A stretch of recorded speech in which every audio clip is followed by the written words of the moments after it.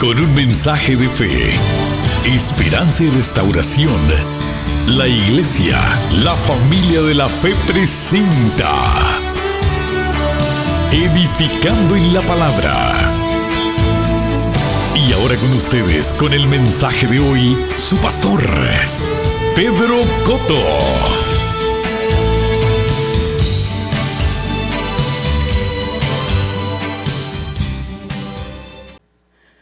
Bueno, pues ahora sí, buenas noches a todos, hermanos, que el Señor les continúe bendiciendo. Le damos gracias al Señor por esta oportunidad que tenemos de estar aquí para estudiar su palabra que tiene vida y que tiene poder, esa que es capaz de transformar y cambiar toda circunstancia. ¿Cuántos le dan gracias al Señor por este tiempo? ¿Verdad que sí? Gloria a Dios por su palabra. Yo estoy bien contenta con el tema que voy a estar compartiendo. Así que ya mismo vamos a estar orando por el mensaje de hoy, pero yo tengo que ser obediente al Espíritu. Y yo he tenido en mi espíritu compartir algo que no tiene nada que ver con el mensaje de esta noche, más sin embargo, tengo que hacerlo. Y es que he tenido bien presente en mi espíritu que la palabra de Dios establece que los ministerios del Señor fueron constituidos por el Espíritu Santo, pero para la edificación de la iglesia, ¿verdad que sí? Eso es lo que dice Efesios. Amén. Ningún pastor, profeta, evangelista o cualquiera que sea el llamado ha sido delegado por el Señor para darle dirección a una persona. La palabra de Dios establece que el Espíritu Santo es ese otro consolador, el ayudador de nuestras vidas y el que nos guía a toda verdad y justicia.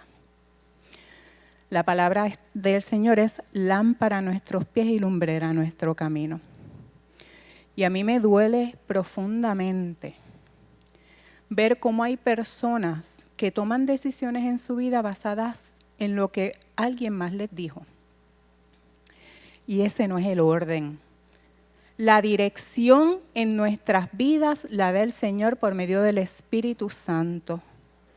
Nosotros no podemos estar dependiendo de que un profeta venga y nos traiga una palabra, de que un pastor venga y le dé dirección a nuestras vidas. Ese no es el orden. Es importante que la iglesia madure y entienda que nos toca a nosotros trabajar esa comunión con el Espíritu Santo para que Él nos muestre la voluntad del Señor.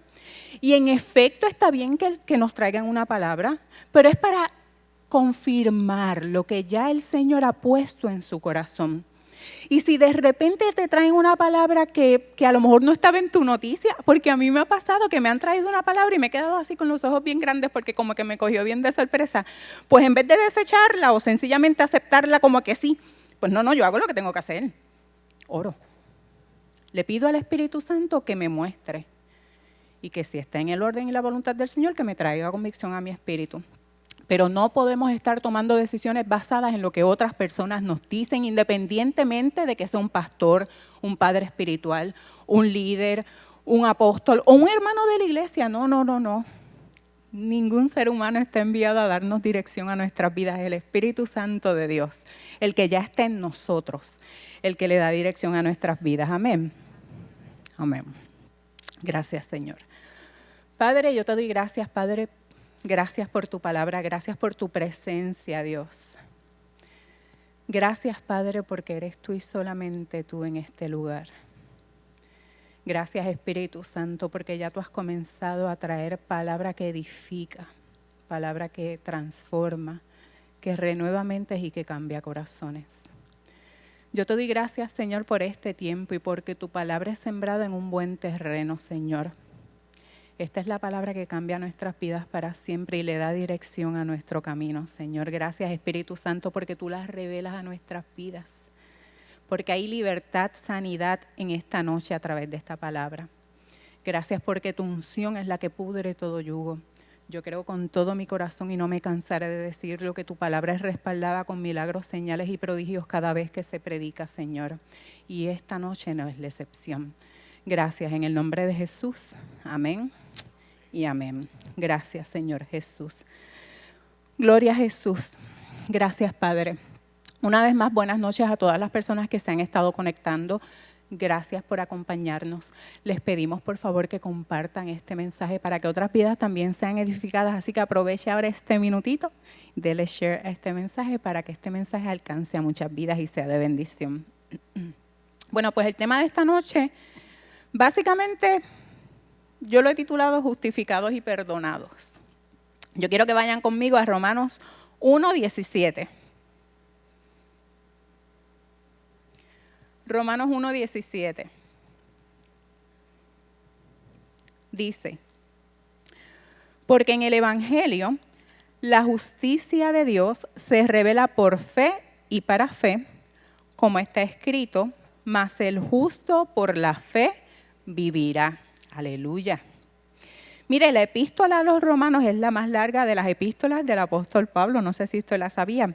Y para muchas personas es la más importante. Hay personas estudiosos en la palabra que establecen que esa es la epístola más importante del apóstol Pablo. Definitivamente todas son importantes porque es palabra de vida, ¿verdad que sí? La carta de Pablo a los romanos nos muestra que toda la humanidad está sin esperanza, atrapada en el pecado que la ha separado de Dios y que necesita ser rescatada.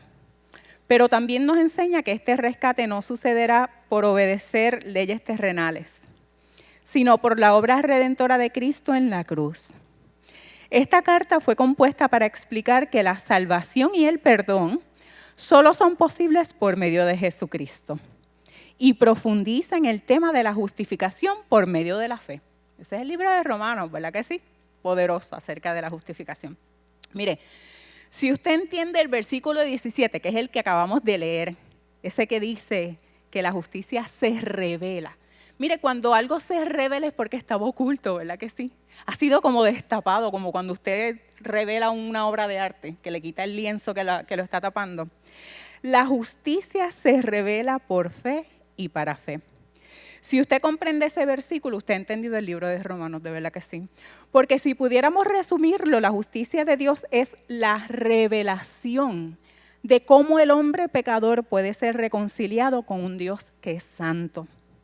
Esta justicia de Dios se recibe exclusivamente por fe, como acabamos de leer. Ahora, aunque ya lo dije, ¿quién escribió el libro de los Romanos? Pablo, gracias. Es Pablo. Seguramente, después de Jesús, Pablo es el líder más influyente de toda la historia de la humanidad. Evangelista, pastor, apóstol, misionero. Pablo plantó iglesias, un maestro extraordinario, autor. ¿Ustedes saben cuántos libros escribió Pablo en el Nuevo Testamento? 13. Y dicen que Hebreos también se le atribuyó a Pablo, aunque no se ha podido confirmar. Serían 14 de ser así. Un montón de cartas escritas por Pablo. Un hombre elocuente a la hora de predicar, un mensajero, un hombre que estaba bien instruido en la palabra, como él mismo lo testifica en el libro de Hechos, porque él aprendió a los pies de Gamaliel, que era un doctor de la ley y un fariseo. Pablo fue un visionario y un gran ejemplo de lo que significa permanecer firmes en la fe a pesar de toda circunstancia. El libro de Filipenses así lo confirma, ¿verdad que sí? Que lo hemos estudiado antes. La vida e historia de Pablo es impresionante, sin lugar a duda, porque Dios lo usó con poder para llevar el evangelio o la buena noticia y definitivamente impactó la historia de la iglesia. Sin embargo, la Biblia también relata que Pablo tenía un pasado, como todos, ¿verdad que sí? Pablo tenía un pasado y era un pasado interesante. Antes de tener un encuentro con Jesús, Pablo era un perseguidor de la iglesia, dice la Escritura. ¿Y a qué se debe esto? ¿Por qué razón él perseguía a los cristianos? Pues la educación formal de Pablo como fariseo le había enseñado que los cristianos eran una amenaza para Dios y para la fe judía también. Entonces Pablo fue programado para pensar que matar a los cristianos era un servicio al Señor. Por eso fue que él persiguió ferozmente a los creyentes en Jesús sin una pizca de sentimiento de culpa. La Biblia dice que él perseguía a los cristianos y que iba casa por casa y arrastraba a los hombres y las mujeres para llevárselos arrestados a causa de su fe en Jesús. Miren, y él creía que él estaba haciendo lo correcto por Dios. Solo después de que Cristo se encontrara con él en el camino de Damasco, fue que su vida fue transformada y su propósito también cambió. Y para añadir, ¿verdad?, a poner un poquito de contexto, yo les quiero pedir que vayan conmigo a Hechos 9.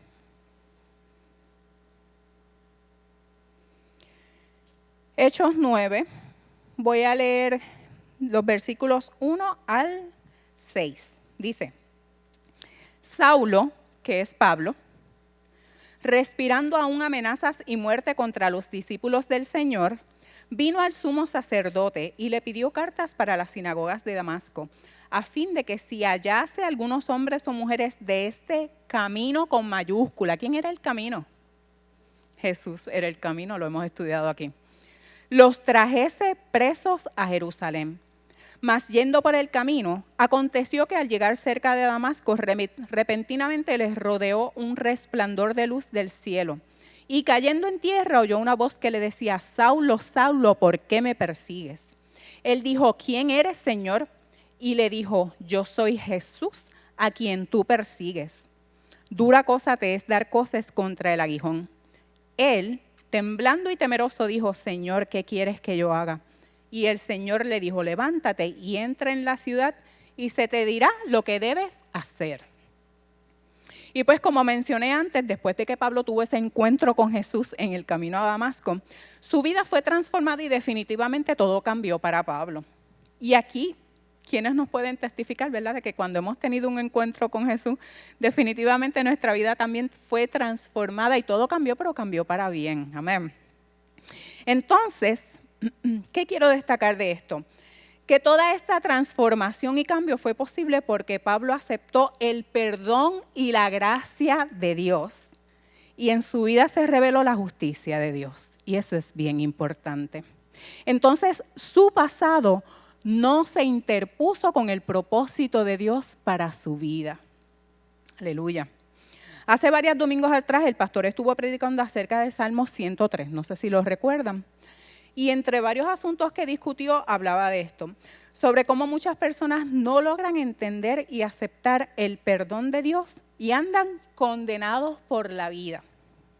Son cristianos condenados con una conciencia de pecado, que sí aceptan el plan de salvación, confiesan a Jesús como Rey y Señor y hasta se celebran los beneficios de la cruz. Pero la realidad es que cuando tú les preguntas e indagas, te das cuenta de que no conocen a profundidad cuáles son esos beneficios. Es que el pueblo perece por falta de conocimiento, dice la Escritura. Una de las razones por las que muchos hermanos no están cumpliendo el propósito de Dios en sus vidas es porque no se sienten dignos ni capaces. Y yo sentía tanta compasión el domingo mientras el pastor predicaba eso. Ese domingo yo di clase y tan pronto salí, me puse a escuchar el mensaje. Y en mi corazón y en mi espíritu había una tristeza pensando en esas personas que tienen un propósito glorioso en Cristo Jesús y que sin embargo no lo están llevando a cabo porque creen que no son dignos, a pesar de haber recibido a Jesús en sus corazones. No se creen ni siquiera capaces de llevar a cabo lo que Dios ha dicho sobre sus vidas. Eso es bien triste, mis hermanos. Y sin embargo, muchas personas no se creen ni dignos ni capaces y sin embargo Jesús nos hizo dignos y también es quien nos capacita. Qué bueno saber que es Él quien nos capacita, ¿verdad que sí? Que no depende de los talentos de uno ni de las capacidades de uno. Mira, depende del Espíritu Santo que esté en uno, que es el que lo ayude en todo lo que uno tenga que hacer. Una de las razones por la que, pienso que parte fundamental del problema es lo que se predica desde muchos altares. Se predica pecado en vez de perdón. Un mensaje basado en la condenación y en la manipulación de la gente, en vez de predicar acerca del amor de Dios y su justicia.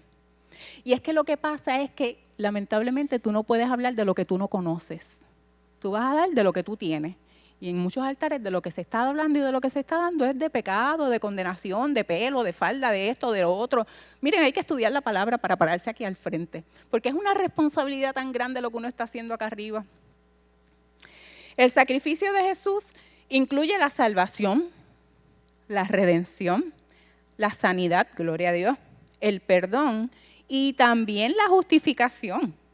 Pero el concepto de la justificación no está claro en muchos hermanos. Es más, yo me atrevo a preguntar ahora mismo a 2 o 3, así al azar. No lo voy a hacer. Pero yo me atrevo a preguntar a 2 o 3 y a lo mejor no se saben, y no los culpo, no se confundan. A lo mejor de momento me coges así de sorpresa y yo tampoco lo puedo explicar, pero entonces eso significa que tenemos que sentarnos y repasar estos conceptos para tenerlos claros, ¿verdad que sí?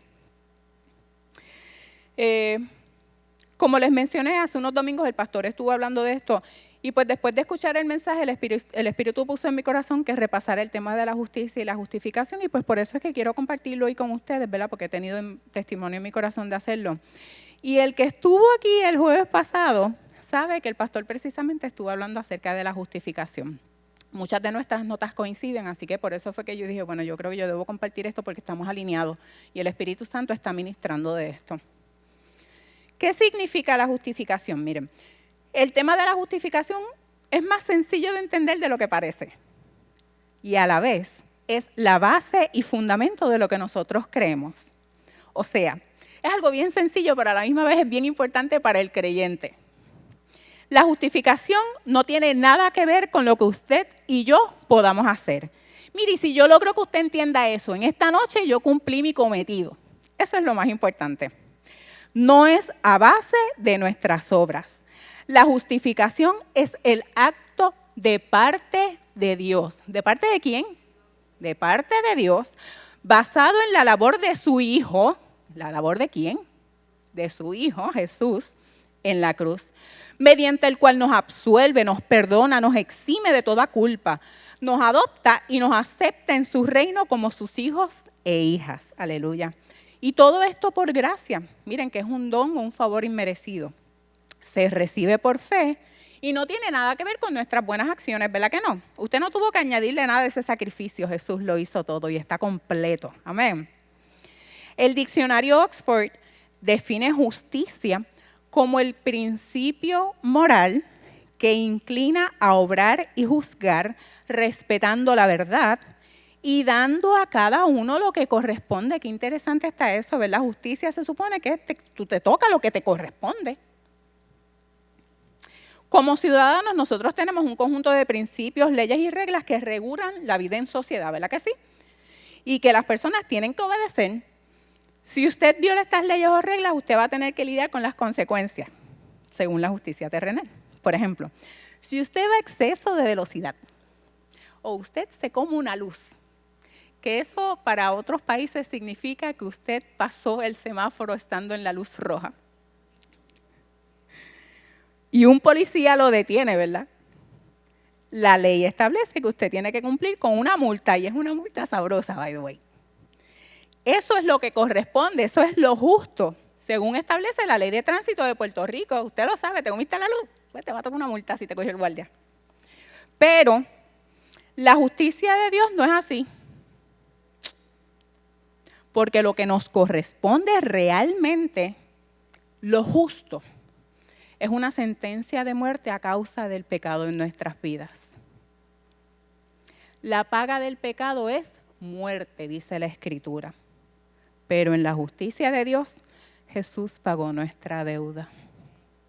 Él se hizo pecado y derramó su sangre en la cruz para que todos nuestros pecados fueran perdonados y nosotros fuésemos declarados justos e inocentes ante Dios. Y esa es nuestra posición, aleluya. Ahora, si no tenemos la justicia de Dios, no estamos bien con Dios y estamos bajo su justa condenación.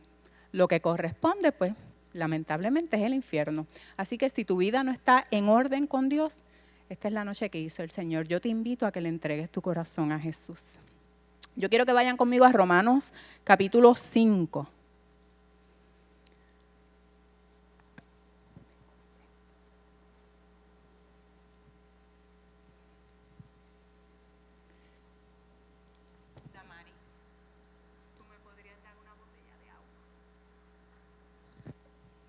Romanos 5 dice, versículos 1 y 2, dice, justificados pues por la fe, tenemos paz para con Dios por medio de nuestro Señor Jesucristo, por quien también tenemos entrada por la fe a esta gracia en la cual estamos firmes y nos gloriamos en la esperanza de la gloria de Dios. Y si bajamos un poquito abajo en el versículo 8 dice, mas Dios muestra su amor para con nosotros, en que siendo aún pecadores, Cristo murió por nosotros. Pues mucho más estando ya justificados en su sangre, por él seremos salvos de la ira. Y el versículo 17 al 21 dice, pues si por la transgresión de uno solo, hablando acerca de Adán, reinó la muerte, mucho más reinarán en vida por uno solo, Jesucristo, los que reciben la abundancia de la gracia y el don de la justicia. Así que como por la transgresión de uno vino la condenación a todos los hombres, de la misma manera, por la justicia de uno vino a todos los hombres la justificación de vida. Porque así como por la desobediencia de un hombre los muchos fueron constituidos pecadores, así también por la obediencia de uno los muchos serán constituidos justos. Pero la ley se introdujo para que el pecado abundase, mas cuando el pecado abundó, sobreabundó la gracia, para que así como el pecado reinó para muerte, así también la gracia reine por la justicia para vida eterna mediante Jesucristo, Señor nuestro. Aleluya, poderoso. Cuando nosotros decimos que un hombre o una mujer ha sido justificada, eso significa que ha sido declarado justo ante los ojos de Dios y que ha sido absuelto de toda su culpa y que la justicia de Jesucristo ha sido puesta sobre esa persona. Usted medite en eso, Señor, porque eso es poderoso, ¿sabe? La justicia de Jesucristo ha sido puesta sobre su vida, aleluya. Pero como les dije, la justificación es enteramente de parte de Dios. Es por gracia y se recibe por medio de la fe. Romanos 1:17, ya lo leímos hace un ratito, dice, porque en el Evangelio la justicia de Dios se revela por fe y para fe, como está escrito, mas el justo por la fe vivirá. Que de hecho originalmente esa escritura es de Habacuc, aunque es citada en varias ocasiones a través de las cartas de Pablo. Justicia significa la capacidad de estar en la presencia de Dios sin un sentimiento de culpa, condenación o inferioridad.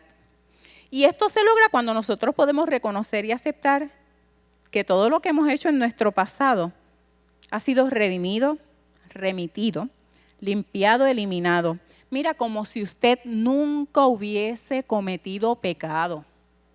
Gloria a Jesús. Dios no se acuerda de ello y eso es bien importante.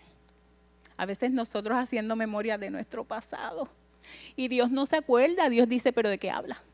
Si yo me olvidé, ¿por qué te estás castigando? ¿Por qué te estás haciendo ese daño y cargándote, llevando una culpa que no te corresponde porque ya Dios la olvidó? Amén. El objetivo de la justicia es darle al hombre comunión con Dios y eso es bien importante. El gozo de la vida cristiana es estar en comunión con nuestro Padre. Dígame si es cierto o no. Cuando estamos en comunión, la fe fluye. Es más fácil creerle a Dios cuando tú te mantienes en esa comunión perfecta con tu Creador, sin sentimiento de culpa y carga de pecado.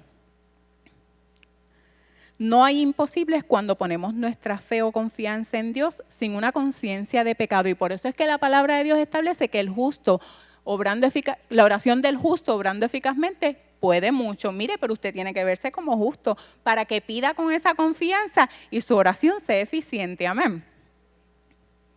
Jesús se hizo pecado.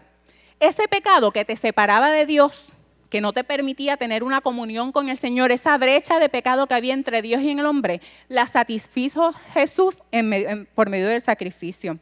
Él asumió nuestro lugar. Cuando cumplió las demandas de la justicia, la muerte ya no pudo retenerlo más. Amén. Por tanto, cuando nosotros creemos en Cristo como nuestro Salvador, Dios puede declararnos justos sobre la base de lo que hizo Jesús, nuevamente, no por lo que nosotros hicimos, sino por lo que hizo Jesús. Tan pronto como Él fue justificado, esa justificación le pertenece a todo aquel que lo recibe, porque Él fue nuestro sustituto. Es importante entender que la justificación es una declaración legal, así como cada uno de los beneficios de la cruz nos pertenecen, son nuestro derecho legal, la justificación también lo es. En el momento en que una persona cree en Jesucristo, Dios legalmente lo declara justo. Pero es necesario que usted también se vea como Dios lo ve Y eso es clave para su vida cristiana. Yo quiero que vayan conmigo a Romanos 4, versículos 23 al 25. No lo había visto.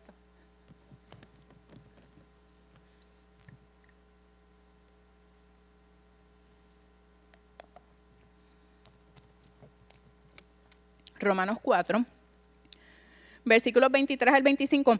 Está hablando de Abraham. Ese capítulo de Romanos está hablando de Abraham y cómo su fe le fue contada por justicia.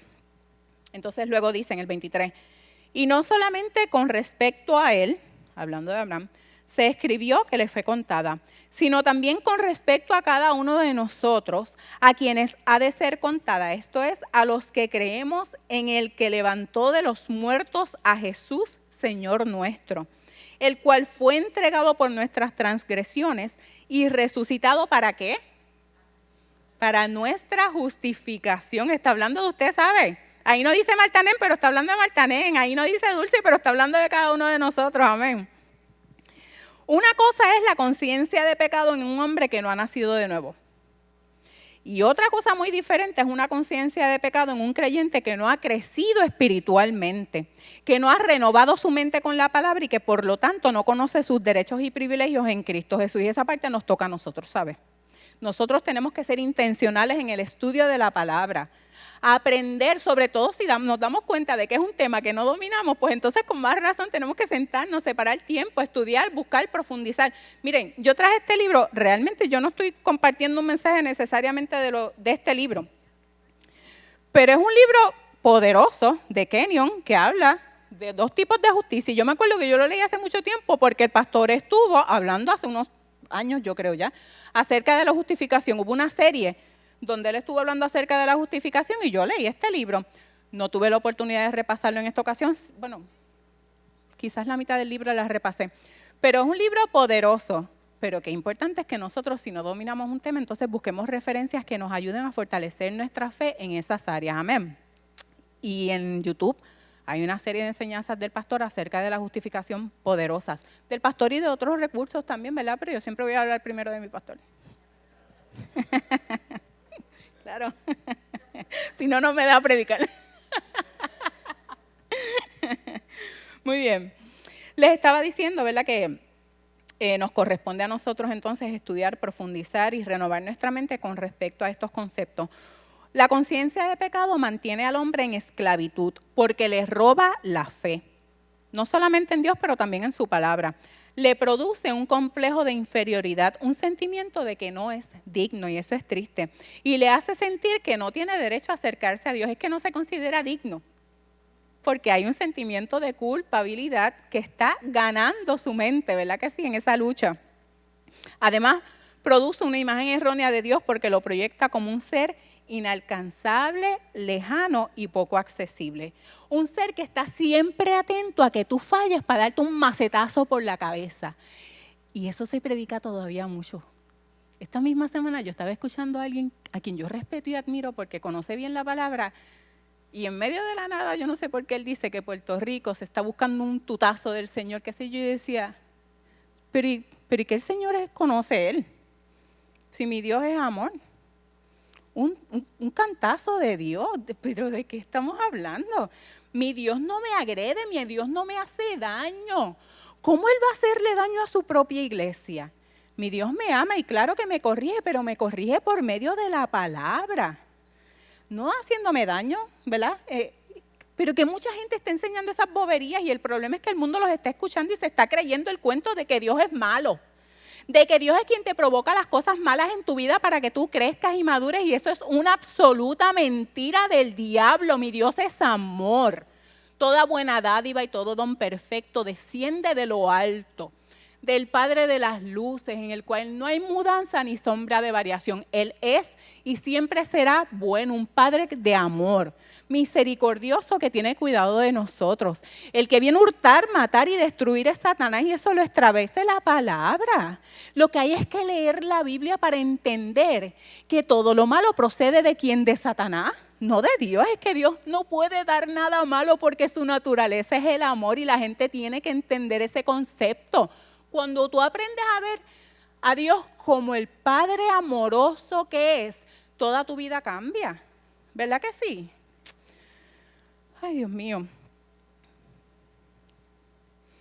Y es bien triste que la gente tenga este concepto de Dios, porque entonces el hombre vive en temor y se aleja cuando se equivoca. Como un hijo cuando falla y no tiene confianza con su mamá y su papá, que en vez de ir a donde su papá se aleja. Eso es lo que pasa con la gente que tiene un concepto erróneo de que Dios castiga, cuando no es así. Y vamos a fallar, ¿sabes? Porque ninguno de nosotros es perfecto. ¿Qué vamos a fallar? Vamos a fallar, pero abogado tenemos para con el Padre a Jesús el justo, que es el que intercede por nosotros. Y como yo le digo a los muchachos siempre, porque se aplica al plano físico, pero se aplica al plano espiritual. Fallaste, ahí es donde tienes que correr a tu Padre. Porque Él te va a dar el consejo correcto. Porque Él probablemente te corría, pero te va a corregir en amor.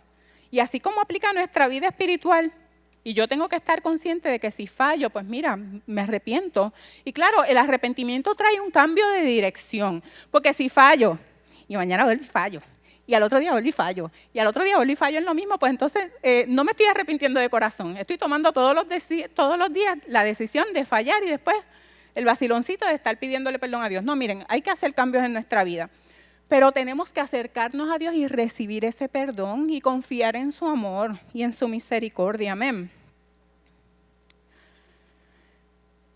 Jesucristo ya pagó el precio.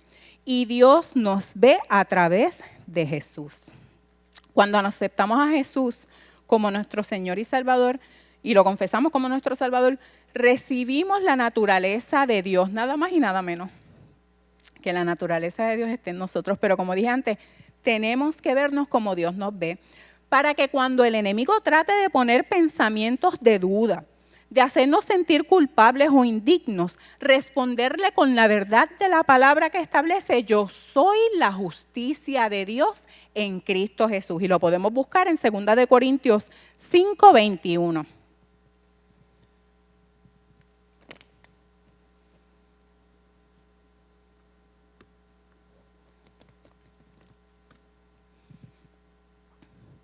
El enemigo es padre de toda mentira. Lo suyo habla, dice la Escritura, ¿verdad que sí? De hecho, el enemigo está vencido y derrotado. Y de la única manera el que él puede tratar de hacerte daño es engañándote, es mintiéndote. Pero si tú te dejas engañar, te vas a envolver en ese revolú. Y por eso es que tú estés bien clara en que cuando tú recibas un ataque del enemigo, que él trate de poner en tu cabeza un pensamiento de que eres indigno, de que fallaste, de que otra vez te equivocaste, de que Dios no te va a perdonar, tú le digas: párate ahí, papá. Ya Jesús pagó el precio. Yo soy la justicia de Dios. Yo no hay condenación en Cristo Jesús. Amén. Dice 2 Corintios 5:21, al que no conoció pecado, hablando de Jesús, por nosotros lo hizo pecado, para que nosotros fuésemos hechos justicia de Dios en él. Yo quiero que usted repita conmigo: yo soy la justicia de Dios en Cristo Jesús. Y cada vez que el enemigo trate de poner un pensamiento en tu cabeza que no esté alineado con eso, responde la palabra. Escrito está: yo soy la justicia de Dios en Cristo Jesús. Y usted, mire, enderécese bien y siga para adelante, que para atrás no hay más nada. Amén. La justicia le restaura al hombre su comunión perdida. Jesucristo nos ha hecho justos, y cuando sabemos esto podemos entrar a la presencia del Padre sin ningún desafío o pregunta o duda en nuestra mente, porque sabemos que no hay condenación para los que estamos en Cristo Jesús. Yo comencé hablando acerca de la vida de Pablo y cómo éste pudo cumplir su propósito, porque él no permitió que su pasado se interpusiera en el propósito de Dios para su vida. Y eso es bien importante, mis amados hermanos. Que el pasado no se interponga en el propósito de Dios para tu vida. ¿Por qué? Si ya Dios lo perdonó. Esto fue posible porque Pablo aceptó el perdón y la gracia de Dios, y en su vida se reveló la justicia de Dios. Y yo creo que esto es una lección poderosa. Qué importante es que nosotros aceptemos el perdón de Dios y también nos perdonemos nosotros. Entender el perdón de Dios es liberador, definitivamente. De hecho, cuando tú has recibido el perdón de Dios, es más fácil perdonar a otro. ¿Verdad que sí? Cuando esto se revela en nuestro espíritu, el enemigo no nos puede engañar con sentimientos de culpa o condenación. Y yo quiero concluir reforzando lo hermoso del perdón de Dios con unos versículos del libro de Miqueas. Yo quiero que vayan al libro de Miqueas, capítulo 7. Miqueas es uno de los 12 profetas menores del Antiguo Testamento. Está en el Antiguo Testamento, por si no lo sabía. Bueno, es que no lo buscamos muy regularmente, ¿verdad? Miqueas capítulo 7,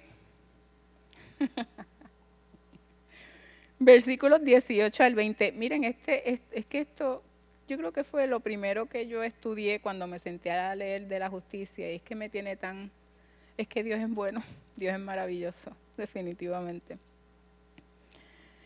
Versículos 18 al 20 dice: ¿qué Dios como tú, que perdona la maldad y olvida el pecado del remanente de su heredad? No retuvo para siempre su enojo, porque se deleita en misericordia. Ay, Dios mío, gracias Señor, qué lindo. Él volverá a tener misericordia de nosotros, sepultará nuestras iniquidades y echará en lo profundo del mar todos nuestros pecados. Cumplirás la verdad a Jacob y a Abraham la misericordia, que juraste a nuestros padres desde tiempos antiguos. Aleluya. Miqueas nos presenta uno de los versículos más esperanzadores de la Biblia en el Antiguo Testamento, ¿verdad que sí? Que nos muestra el corazón amoroso y misericordioso de Dios hacia su pueblo. Este versículo es un recordatorio de la naturaleza de Dios, sencillamente. Él es un Dios que perdona y que olvida nuestros pecados. Dice la Escritura que acabamos de leer que los echó a lo profundo del mar, así que no tenemos que ir a pescar ahí, ¿sabes? Qué lindo. No solamente eso, sino que también se deleita en perdonarnos, en mostrarnos su misericordia. Es importante tener en cuenta que la misericordia de Dios no significa que Él aprueba nuestras faltas, no necesariamente es eso, o que nos excusa de nuestras responsabilidades y consecuencias. Por el contrario, la misericordia es un acto de amor que busca restaurar nuestra relación con el Señor. Y qué lindo es saber que todas las mañanas sus misericordias son nuevas para nuestras vidas, ¿verdad que sí? Como dice la Escritura. En nuestras vidas diarias muchas veces nosotros somos tentados a creer que nuestros pecados son demasiado grandes para que Dios los perdone. Y miren, yo les voy a decir una cosa. Yo he hablado con personas que realmente lo creen, que su pecado no tiene perdón de Dios. Yo les voy a contar porque él ahora, ¿verdad? Pero mi papá pensaba eso, que su vida había sido tan desastrosa que él no tenía perdón de Dios. Y a mí me dio una compasión el día que él me lo dijo. Qué bueno que después pudimos mostrarle el amor de Dios y la misericordia de Dios y el perdón de Dios a través de nuestras acciones. Y el concepto que él tenía de Dios cambió del cielo a la tierra y solo los que estuvimos ahí lo sabemos. Pero de verdad él se lo creía. Él tenía coraje porque él sabía que él no tenía perdón de Dios. Y hay mucha gente que realmente piensa que no tienen perdón de Dios. Pero este versículo que acabamos de leer nos muestra que no importa cuán grande haya sido nuestro pecado, Dios ya nos perdonó. Que Él nos ve libre de culpa. Que no existe un límite para su gracia y su misericordia. El perdón divino no es algo que debemos ganar o merecer, sino que es un regalo de Dios para nosotros. No es por obra para que nadie se gloríe, dice la Escritura. Muchas religiones promueven las obras y los sacrificios de parte de los humanos para acercarnos a Dios. Mire, si usted está visitando una iglesia donde le están diciendo que usted tiene que pagar por el perdón de Dios, huya de ese lugar. No hay que dar ninguna cantidad de dinero para recibir el perdón, la sanidad, la justificación, ni ninguno de los beneficios de la cruz, porque el sacrificio de Jesús fue completo y perfecto y el evangelio no se mercadea. Nada de eso salva, solamente Jesús. En Él tenemos la redención, esto lo dice Efesios 1, 7 al 8, no lo tiene que buscar, dice: en Él tenemos la redención mediante su sangre, el perdón de nuestros pecados, conforme a las riquezas de la gracia que Dios nos dio en abundancia con toda sabiduría y entendimiento, porque Dios es tan maravilloso que nos da también la sabiduría y el entendimiento para que nosotros podamos comprender lo poderoso de este evangelio y esta buena noticia. ¿Ven? Ahora, si tú eres creyente y tú estás lidiando con la culpa, con la vergüenza o con la condenación, yo quiero recordarte que Dios te amó de tal manera que dio a su único hijo por ti. Y que si lo tuviese que haber hecho por ti nada más, lo hubiese hecho también. Por ti nada más.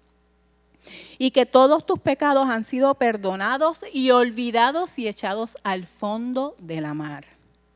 Los pasados, los presentes y los que todavía no has cometido. Miren, ya Dios proveyó perdón por medio de su amado Hijo. No solamente eso. No tenemos que añadir absolutamente nada al sacrificio de Jesús para ser justos ante el Padre.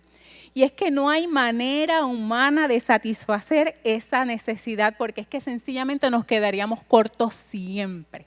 Por eso se envió al Cordero Perfecto. Pero Jesús lo hizo. Solo nos toca aceptar el perdón de Dios y vernos como Dios nos ve y reconocer que hemos sido perdonados y que somos la justicia de Dios en Cristo Jesús. ¿Cuántos dicen amén? ¿Cuántos le dan un aplauso al Señor? Gloria a Dios por su palabra. ¿Se gozaron? Gloria a Dios. Pues le damos una vez más las gracias a cada una de las personas que estuvieron conectadas hoy con nosotros. Los bendecimos en el nombre de Jesús. Queremos recordarles que este domingo a las 10 de la mañana tenemos servicio, estudio de la palabra, oración por los enfermos. Este domingo los esperamos a las 10 de la mañana. Venga con su familia, que se va a gozar. Y el resto de la programación a través del Facebook Live. Que tengan buenas noches y que el Señor les continúe bendiciendo.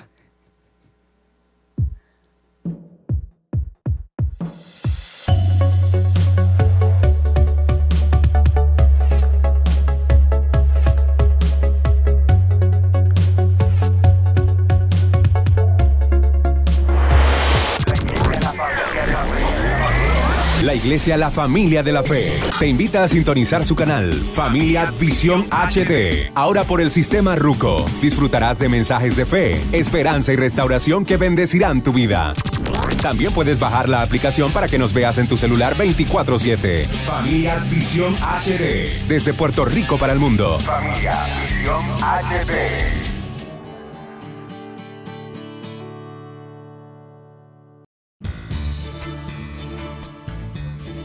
Si este ministerio ha sido de bendición a tu vida, te invito a que te hagas un colaborador con una ofrenda mensual para continuar bendiciendo a otros con un mensaje de fe y esperanza.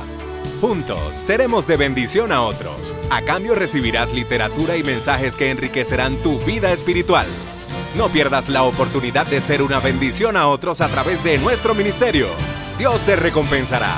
Bendiciones.